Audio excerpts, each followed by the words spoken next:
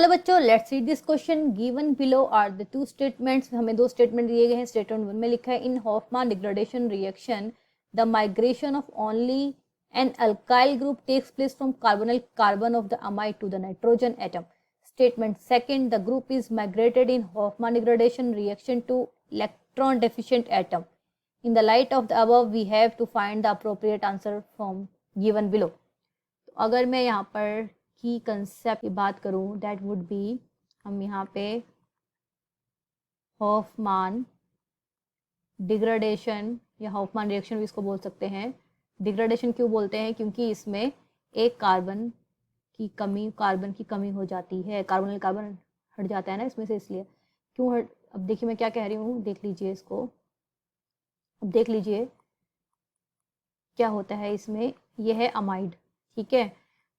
इसमें जो reagent use करते हैं Br2 प्लस यूज़ करते हैं NaOH, एक बेस की प्रेजेंस में ये रिएक्शन होती है। तो क्या होता है यहाँ पर, ये जो CO ग्रुप है, ये वाला CO ग्रुप, ये हट जाता है। मतलब मैं एक जनरल बता रही हूँ। और ये जो एल्काइल ग्रुप है ये N के साथ जुड़ जाता है। यानी कि हम इस रिएक्शन को सीधे देख के बता सकते हैं कि जो ये वाला ग्रुप है ये N के साथ आके जुड़ गया है, N पे माइग्रेट हो गया। अब ये जरूरी नहीं है कि ये एल्काइल ग्रुप हो, ये एरोमेटिक ग्रुप भी हो सकता है, यानी कि एराइल ग्रुप भी हो सकता है। तो माइग्रेशन एल्काइल का भी हो सकता है, एराइल का भी हो सकता है नाइट्रोजन पे। तो स्टेटमेंट फर्स्ट तो हमारा ऐसे ही गलत हो गया। अब मैं इसकी अगर थोड़ी सी मैकेनिज्म आपको बताऊं सेकंड स्टेटमेंट के लिए, तो देखिए मैं जनरल एक एलिफेटिक एमाइड ले लेती हूँ, ये है। अब ये यहाँ पे OH माइनस जो बेस लिया था उसकी प्रेजेंस से पहले रिएक्शन होगी। देखिए NH2 जनरली हम बोलते हैं कि बेसिक नेचर का होता है, बट यहाँ पे ये CO ग्रुप है, इलेक्ट्रॉन विड्रॉइंग ये करेगा, यहाँ से इलेक्ट्रॉन अट्रैक्ट करेगा। तो नाइट्रोजन का करेक्टर कैसा हो जाएगा यहाँ पे? एसिडिक, यानी कि ये H+ देगा। H+ देगा तो NH पे क्या चार्ज आ जाएगा? नेगेटिव। तो ये यहाँ पे इंपॉर्टेंट था कि NH2 यहाँ पे एसिडिक करेक्टर दिखाता है। अब देखिए फिर इस रिएक्शन में Br2 भी लेते हैं हम, तो Br को ऐसे दिखा दिया, इस पर पार्शियल नेगेटिव हो जाएगा तो इस पर पार्शियल पॉजिटिव। तो ये अब इस पर अटैक कर देगी और ये निकल जाएगा। तो हमारा बन जाएगा RC double bond O N, इसके साथ H है और एक ये Br।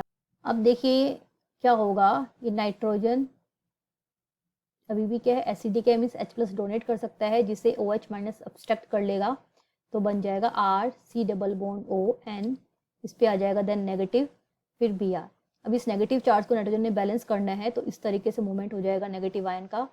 तो बन जाएगा यहाँ पर RC ऑक्सीजन पे negative, then double bond N और Br। अब फिर किस तरीके से मूवमेंट होगा, तो देखिए ये यहाँ गया, Br निकल जाएगा और ये R इस N पे माइग्रेट हो जाएगा।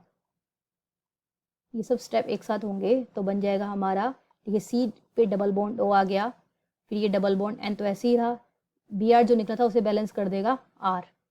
तो ये हमारी बन गई आइसोसायानेट, ये स्पीसीज बनती है हॉफमैन ब्रोमाइड में। तो आप देखिए यहाँ पे माइग्रेशन हो गया, इस स्टेप में यहाँ माइग्रेशन हुआ है।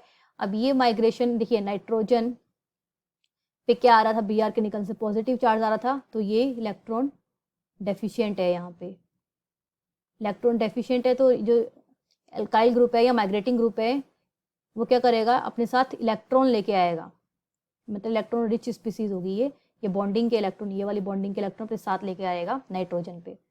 तो हम सेकंड स्टेटमेंट देखते हैं, हमें आगे फर्दर देखने की जरूरत नहीं है, ये रिएक्शन यहीं से हमारा आंसर निकल आएगा।